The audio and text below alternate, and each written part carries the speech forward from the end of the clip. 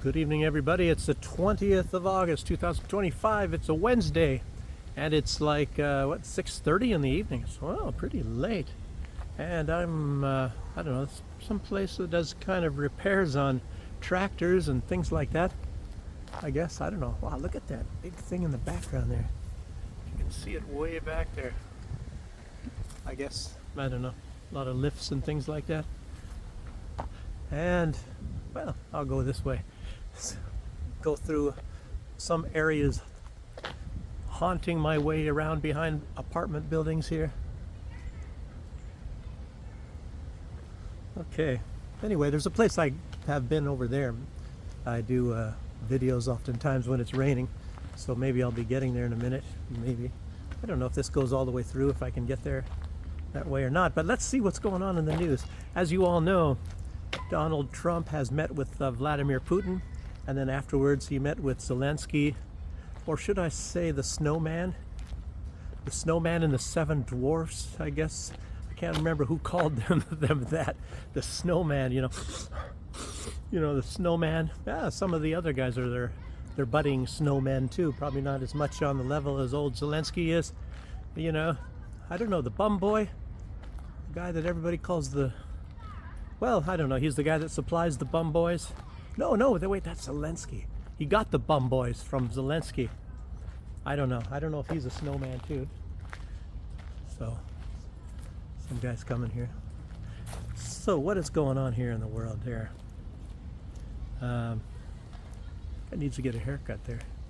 The U.S., let me talk about that sort of stuff first. The U.S. is sending warships to Venezuela, and apparently, as a lot of people said, based on Donald Trump's first term in office, and I guess apparently now, he has some sort of a particular thing about Venezuela. And as you know, Donald Trump thinks in terms of finances, money. Well, just like most people do anyway, most of these politicians especially. And Venezuela is a country, it's got some of the most, well, I don't know, here comes the kitty up here. It's got, I don't know, I guess some people say the most resources of any country on earth. I don't know if that's based on their size, which it certainly is true. If you think about it, you know, they have not only a lot of resources like gold and oil, they have lots and lots of oil. I think there's possibly more oil than in the Middle East. Is this cat gonna play with the kitties? Looks like somebody owns the cat. It's got a collar on it, I guess. At least that's the sign we use in America. Kitty! Oh, what do you want, huh? What, are you fat or are you pregnant? What are you doing? You looking for some food? Looks like you've had quite a bit of food, Haven't you had quite a bit of food already? You got a big belly,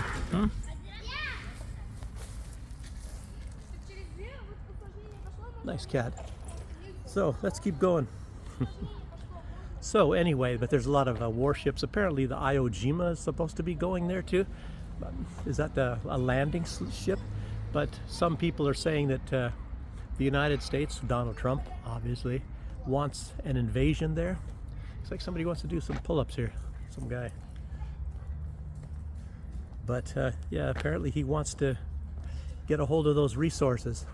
He wants to maybe trade with Russia for some resources, but he wants to probably get those. As you all know, just recently, a couple days ago, he was calling, well, through his press secretary, he was calling Maduro a narcotics dealer or something like that. And of course there is no evidence to that whatsoever. It's very, very sad that Donald Trump, he also goes into that stuff. It's very possible that he actually hoped and wanted somebody in his intelligence agencies or something somewhere to create some sort of a lie about that. And Maduro, back not long ago when they had an election, he was very angry at Elon Musk. He said Elon Musk had so much to do with trying to sabotage the elections in Venezuela. And supposedly in Venezuela, they have some of the most safest elections on earth. The most difficult to to cheat on. I don't know. At least that's what I've always heard. Want some cherries? Want some yellow cherries? There's a lot of, oh, I'm stepping all over them.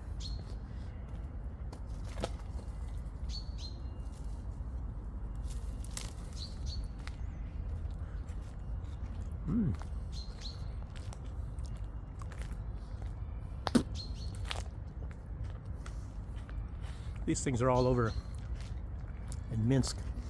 Well, Belarus. Need a ladder to get those. Oh, a worm! No, just kidding. But anyway, Russia is friends with Venezuela, and very good friends. And as you see, Donald Trump is now sort of seeing the side of Russia when it comes to what's going on in Ukraine. But I was saying, you know, when you looked at Donald Trump's attitude before he went into this meeting with Snowman and the Seven Dwarfs, that he was pretty much convinced of what's going on, I guess. I think a lot of the times these politicians, they play stupid. And the European Union probably knows very much that Ukraine is the one that started this whole situation between Russia and Ukraine. And Donald Trump, he might know that as well. Donald Trump, he tries to act a little bit more. Maybe it's part of his ego trying to act like he really knows what's going on. And the other ones, they probably also know what's really going on, but they try to act stupid and try to, you know, it's part of the deal of trying to fool everybody. And actually, look at this. It's a knob on here. I was looking for knobs the other day, but that's not quite what I need. It's like 3 drawers. Wrong color. This is a garbage can. going through salvaging the garbage cans. Anyway, so yeah, the results of the meeting, you know, that's the European Union, you know, Zelensky, it was pretty much like I said from the very beginning. I said that in the last video. You know, he's very insecure. Other people are saying that too now. Zelensky, he had to bring a whole bunch of, you know, mommy and daddy and 2 brothers and his sister and the mailman with him to try to plead his case, you know, thinking that he's going to gang up on Donald Trump. And Donald Trump was very diplomatic. You have to say that. He didn't you know, come right out and tell the bitter truth right there. He, whenever they came up with their ideas, you know, oh, we have to have a ceasefire.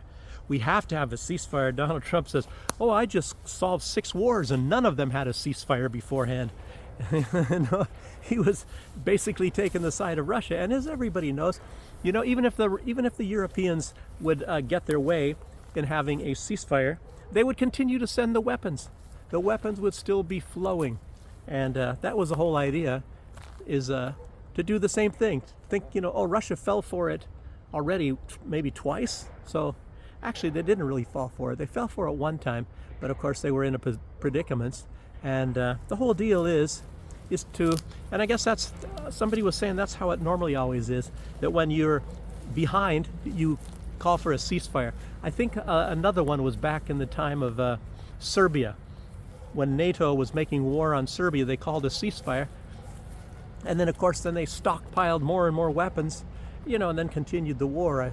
What do they call, like, Serbia? Somebody said Little Russia. It's called Little Russia.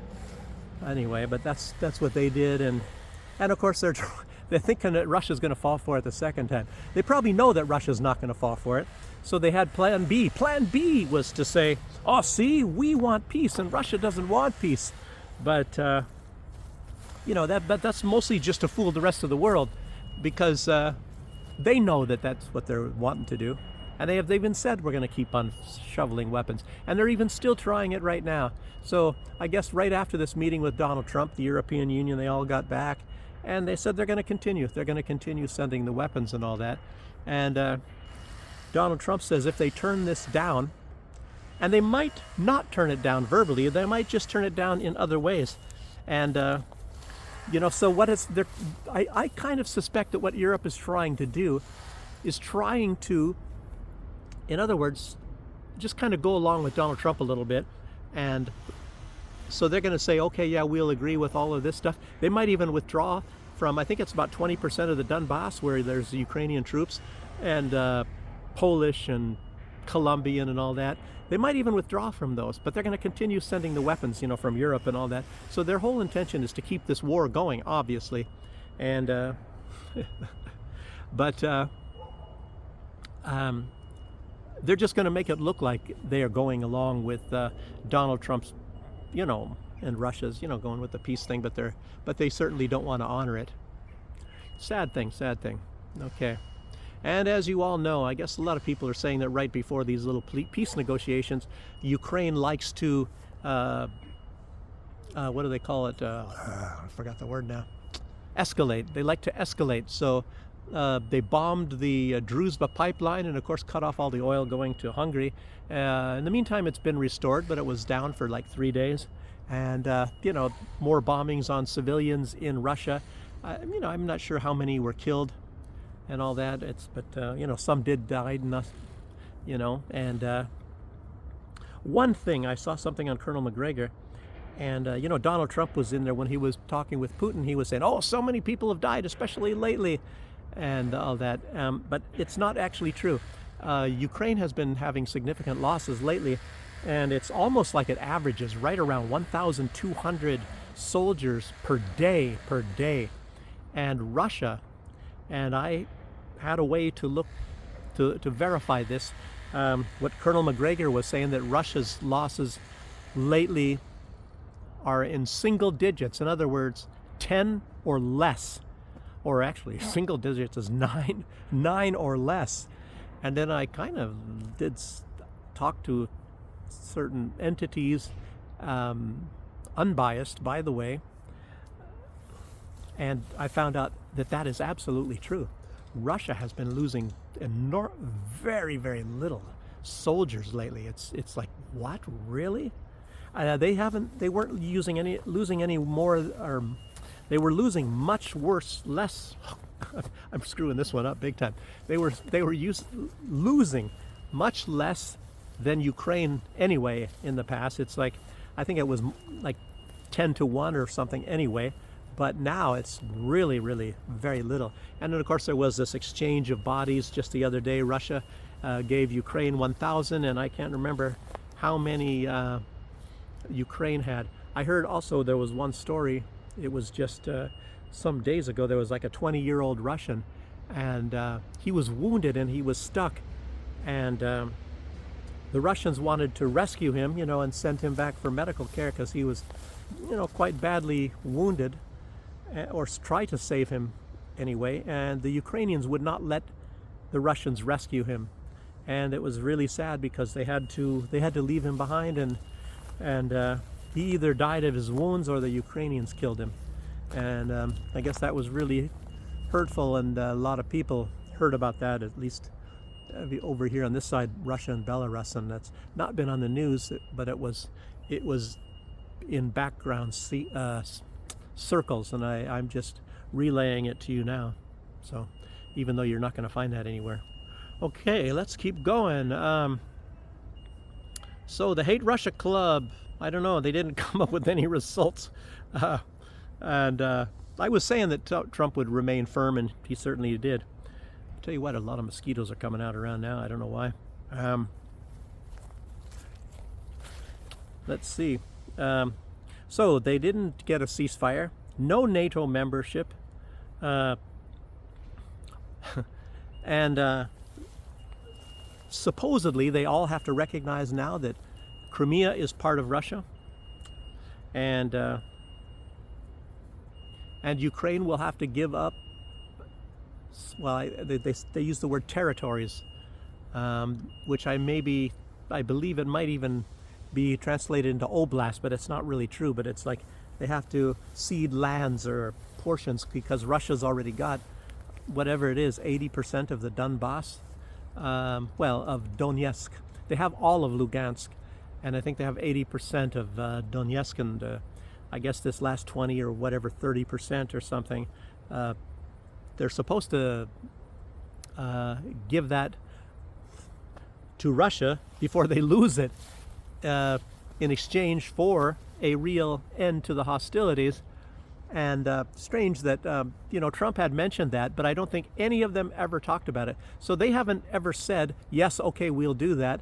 Nothing like that. Zelensky didn't agree to anything. So this was kind of like a useless meeting. And the meeting between Russia and the United States, they came out with concrete conditions. Everything was concrete. This is what we will do, and this is what we will expect. And Ukraine, and of course all of the seven dwarves, if you want to call them, they were told what's going to happen. And I think Donald Trump was kind of just saying, but it's like nothing was really put on paper. I'll tell you what. And you know how many times Zelensky has done this? You get everything, you have it written on paper. He says he agrees to things, or he doesn't ever disagree with things. So you get it written on paper, and then he refuses to sign it. He's done that already a few times. Remember about the rare earth minerals and things like that in Ukraine? And Bessant went all the way to Ukraine. They had the paper ready to sign, and then Zelensky wouldn't sign it. And he said, I'd be stupid to do that. But anyway, he'd agreed to that on the first time. But it's not going to happen, I guess. Whatever this is, what's going on, I tell you what, I don't think Zelensky's going to do that unless they can find some way to coerce him. And I guess already the United States said they stopped sending weapons and money and all that. But if they didn't send them, they could just tell Ukraine, well, if you don't sign it, then we're going to cut it all off. I don't know if they stopped signing them. But they still have the intelligence. They're still getting intelligence from the United States. They're getting a lot of things still from the United States. And of course they can refuse to do any repairs on any of the Abrams and the other vehicles that Ukraine might have that are still working. But let's keep going. Zelensky came out and said it was the greatest meeting ever. I think Zelensky is playing. He's playing around. He knows it wasn't the greatest meeting ever. You know it wasn't the greatest meeting ever, especially for Zelensky. So he's just playing, like he's trying to act as like he's Donald Trump. It was the greatest we've ever had. It was the greatest in all of history. Nobody can compare. By a long shot, we were the greatest ever, I'm the most handsome man. I look at these hands. I'm the greatest that ever lived. I don't know. So Zelensky's kind of playing around with Donald Trump, I think. He didn't disagree. He didn't agree with anything there. Yeah, so this is going to be kind of interesting whenever this next meeting comes up. Donald Trump says he wants it pretty soon. So, oh boy. But I'm not going through a lot of, there was so much information, and it was busy and I couldn't put out these videos. So I'm just going to be skipping over some things that I would have normally put out. Maybe I'll try to put something up tomorrow. I don't know. So, so let's see. Anyway, there were other terrorists, believe it or not, today. So much for any kind of agreements because they were terrorists. They were caught today by Russia's intelligence services, the FSB, and 3 of them were killed, 3 of them were captured. They were bombing railroad lines, and I think this time it was in Bryansk, and they caught them doing it, and they had admitted already, or at least the commander, they have video footage of him confessing, and he said he did the one in one of the ones in Belgorod. So, but they had a lot of weapons, a lot of explosives and things too. And it's come out, these people have all admitted that they were trained. Their training was by Canada, Lithuania, Estonia, Norway, and Britain. So in other words, all these countries, they're all complicit in that. They were trained to a certain extent in those countries, and they were given the training by those countries, probably in Ukraine. It's absolutely incredible. It's a lot. And of course, the British are the ones that are doing most of all of the sabotage work in Ukraine. They're doing a lot of it. They're doing it in Crimea. They're doing it everywhere, and they have been for quite some time. So I would think, the Great Britain, they're really cruising for a bruising, because I'll tell you what, they have done such nasty stuffs. They've killed so many civilians in Russia that Russia is probably just waiting. They're just waiting for an excuse. And you might even see that. You might even see that. So just keep your eyes open, and you're going to understand why. Because the British have been doing all the bombings, like on the bridge and everything. They're coordinating it, giving the intelligence. They're training the people. It's really incredible.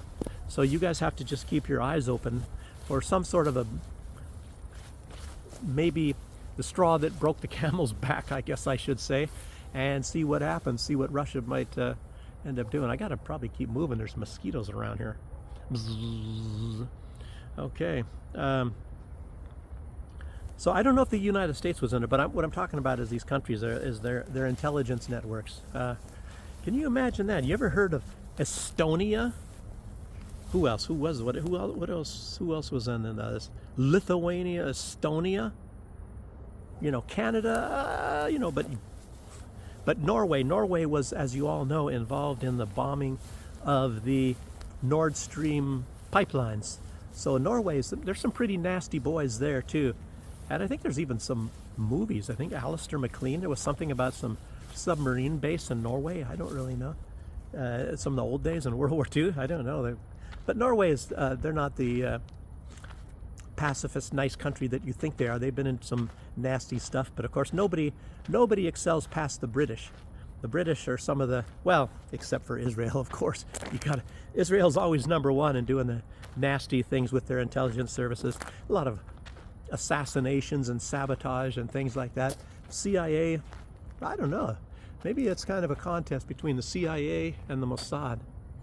I don't know. But the British, they're up there too. They're some pretty nasty. They've been into some big stuff. I remember my days, like I said, I was in the military intelligence. And back then, believe it or not, the number one was not, what we were involved in. It was the high endurance, you have to be in very good shape, and lots of hiking, lots of carrying water, a lot of water, and being silent, walking through the woods, things like that. And at that time, the French were the best, believe it or not. The French, the friggin' frogs, were the best. Then, well, they won most of these contests and things like that, even against, the U.S. If you look up LRSD, the Long Range Surveillance Detachments, I think back in the Vietnam days, they called them the LRPs. Anyway, that was like in the unit kind of like I was in, I guess our unit, because we were right on the border of East and West Germany, some people would categorize that as combat spies. So it's not like Spies, Cloak and Dagger and, Crow versus Crow or whatever, that kind of stuff, James Bond stuff, where you get a lot of beautiful women and get to wear nice clothes and drive fancy cars. Oh, jeez, we didn't get the best. Anyway, so early this afternoon, Lavrov said something very, very fascinating. It reminded me of what I said weeks ago. I was asking in a video, I said, why does France and Canada and UK, why do they have to wait till September? Why do they have to wait till September to recognize a Palestinian state? And Sergei Lavrov, he said the same thing. He said it's because, look at what's going on with Israel, because they want to make sure, they want to wait all the way till, well, I don't know how long into September, but they're waiting to see that there's nothing left of Palestine. So as you know, you might know, I think it was just today, Israel now has approved of, and I wrote it down, Gideon's Chariots number 2 against Gaza. So Gideon's Chariots number 2, you already had Gideon's Chariot number 1. I thought it, and maybe it wasn't even over yet, I don't know. But anyway, now here we have Gideon's Chariots 2, and don't miss the next episode. Gideon's Chariots 2. But apparently, what kinds of stuff in this, walking through the grass like a caterpillar. But anyway, and mostly what they're doing is going to be taking over Gaza City, and of course they're going to take over all of Gaza. But a part of that, just a few days ago, and they've been talking about it already for quite some time, is they're going to be taking over parts of the West Bank. So a big portion, the majority, believe it or not, the majority of the West Bank. So there's not there's not going to be that much left of Palestine, and of course they're blowing up things every single day. They're blowing up entire city blocks, killing a lot of people, and it's really terrible. You have these photos of these young, siblings, two brothers and a daughter, beautiful, beautiful girl, and handsome young boys, and a recent photograph, and they were just killed, and a lot of this sort of thing. And then there's things I don't even really want to be seeing it anymore. But you can see this were badly injured small children, and they're just continuing all of this stuff. And it's happened so long, and it's so often, and it's so much every day that we become acclimatized to it. And it's like, when they show it every single day with all the children getting killed, it's like, well, it's not the same I saw yesterday or whatever, but it's normally not. It's going on every day, and it's really terrible. And Donald Trump, unfortunately, I hate to say it, I don't know. I guess they're hoping that this is a big media blitz against the American people and not really telling them how bad it really is. And they're trying to, in a lot of these countries, they're making, oh, here comes the police again. They're trying to make it as if the Palestinians are the bad guy, are the protesters. The ones that are protesting the killing are the bad people, and locking them up, making it against the law to protest against the killing of the people. So maybe they should lock up Donald Trump because he's against the killing in Ukraine, A bunch of crap anyway. Normally they have a dog here. I think they take the dog out to do its business over here. It's a canine unit, I believe. Okay, let's see here. What else? It's getting dark, by the way. But Lavrov says a lot of brilliant things. That there will be nothing less. Gideon's chariots. Okay, I'm almost done here, by the way. Okay, Iran, the president of Iran is in Belarus, I believe still. He was today. And the foreign minister, I believe yesterday at least, and maybe even today as well, he was in Armenia, and they talked with Pashinyan, and it looked all very cordial and very right, and I guess Armenia gave assurances to Iran that this is not going to badly affect Iran, that the United States has got is leasing or whatever for 99 years this corridor between the two sections of Azerbaijan, with this corridor that goes kind of in the middle that is actually Armenian. It's very probable that Pashinyan just wants to hold on to that for Armenia. It's kind of a strange, a difficult thing there, because then you have Armenia on both sides, and the United States is supposed to guarantee the security there, and it's a sort of strange thing. It's like, it's raining, by the way. Kind of knew it would. It's like Ukraine acts like they want the United States to guarantee the security of Ukraine. And actually the best people to guarantee the security of Ukraine would be Russia. But of course, there's just a big game going there. I'm not even going to get into that. It would be like suspicions, and of course I'd probably be right, but Russia has all designs and no designs on Ukraine. They want to be friends with Ukraine. They see them as their own people. And in truth, if Ukraine was not provoking and hating, become, a willing anti-Russia, they would have nothing to fear whatsoever from Russia. And of course, as you all see, what's going on, like Finland, there's a whole bunch of stuff. I think even the Finnish president said something to Donald Trump, but that's a big fantasy as well. I don't know, the guy was talking BS. Anyway, Finland, as you all know, used to be a part of Russia.